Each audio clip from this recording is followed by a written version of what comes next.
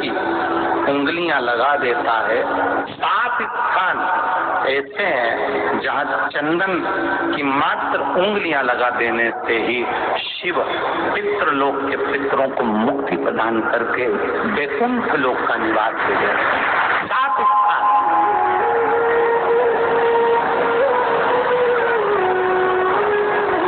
और वो 7 स्थान जो चंदन के बताए गए, पहला भगवान देवादिदेव महादेव के शिवलिंग पर चंदन का लेपन। समझ लेना जरा बहुत अच्छे से। आपको लगता है स्वप्न में कोई मुर्दे दिख रहे हैं या कोई जल रहा है या कोई मर रहा है या कोई चला गया है, ऐसा भय लगता है। बच्चों को मानी भेजूंगी ऐसा हो जाएगा, पति को मानी भेजूंगी ऐसा हो जाएगा, कोई हमारे कोई गलत तो नहीं कर रहा है। आपको लगता है 7 स्थान चंदन के बताएं महाराज। पहला शिवलिंग, दूसरा जहाँ गणेश जी का स्थान है, मालूम है ना सबको? जम के बोलो जरा, मालूम है ना सबको? जहाँ गणेश जी का स्थान है वहाँ अलग से गणेश जी बैठे, वहां नहीं। शिवलिंग में जलाधारी के ठीक सामने राइट में गणेश, लेफ्ट में कार्तिकेय, बीच में अशोक सुंदरी।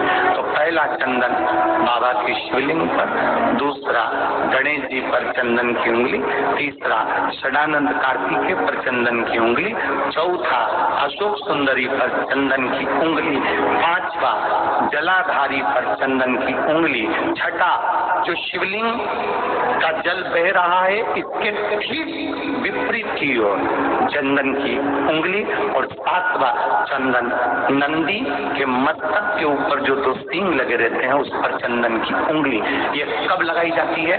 या तो अमावस्या के दिन। आपको लगता है कि हमारे पूर्वजों का उद्धार नहीं हुआ, हमारे पूर्वजों का कल्याण नहीं हुआ, कहीं अधोगति में कोई चला गया है, उसका बस एक बार, रोज नहीं जरूरत है, प्रतिदिन जरूरत ही नहीं,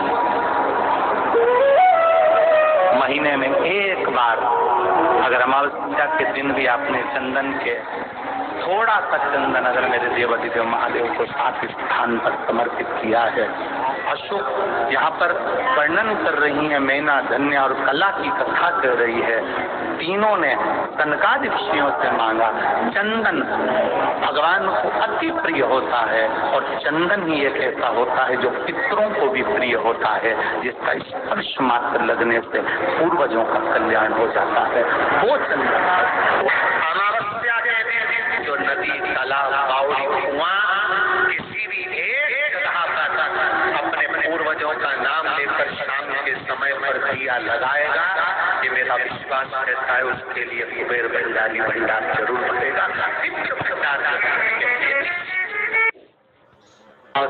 तुलसी की लकड़ी पानी में घुमाकर, लकड़ी नहीं हो तो माला तो होगी, जल में भ्रमण कराकर, जल में घुमाकर, तुलसी की लकड़ी को जल में डालकर स्नान जो करता है, मात्र घुमाना है, लकड़ी डालकर नहीं रखना है, घुमाकर अपने पूजन वाले स्थान पर रखना, या पानी में पहले से घुमा लो, उस पानी को ले जाकर डाल। अमावस्या स्नान जो जीव करता है, शिव महापुराण की कथा कहती है, जितनी वर्ष में सोमती पड़ती है, सोमती अमावस्याएं पड़ती हैं, शनिचरी अमावस्याएं पड़ती हैं, सारी अमावस्या का पुण्य उस जीव के खाते में चला जाता है। और अच्छे से ध्यान रखिएगा, आप ब्राह्मण को भोजन कराएं ना कराएं, आपने धूप छोड़ी ना छोड़ी वो पता नहीं, गाय को रोटी दी ना दी, स्वान को भोजन दिया ना दिया, कौवे को भोजन दिया ना दिया, चलेगा।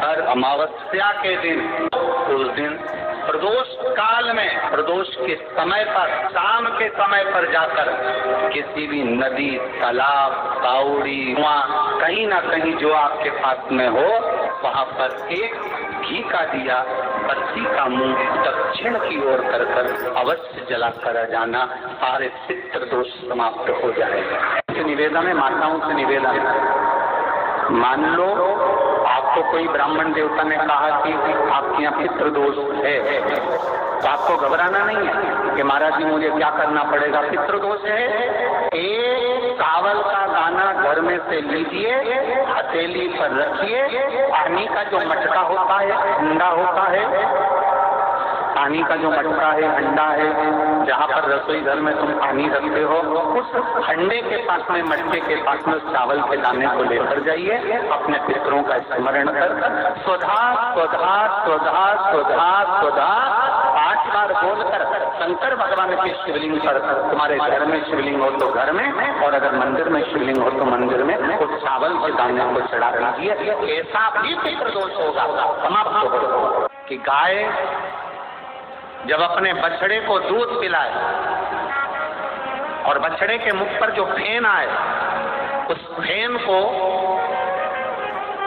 अमावस्या के दिन दोपहर में 12 बजे चम्मच में लेकर, जो बच्चा चिड़चिड़ करता हो या पढ़ाई में मन नहीं लगता हो या दिमाग थोड़ा सा कमजोर हो, डॉक्टर के इसका विवेक काम नहीं कर रहा, बुद्धि काम नहीं कर रही है, उस बच्चे को 2 या 3 अमावस्या गाय जब बछड़े को दूध पिलाए, बछड़े के मुंह पर जो फेन आता है वो फेन उस बच्चे को पिला दिया जाए तो बच्चा विद्वान होता है, उसका विवेक काम करना प्रबल हो जाता है।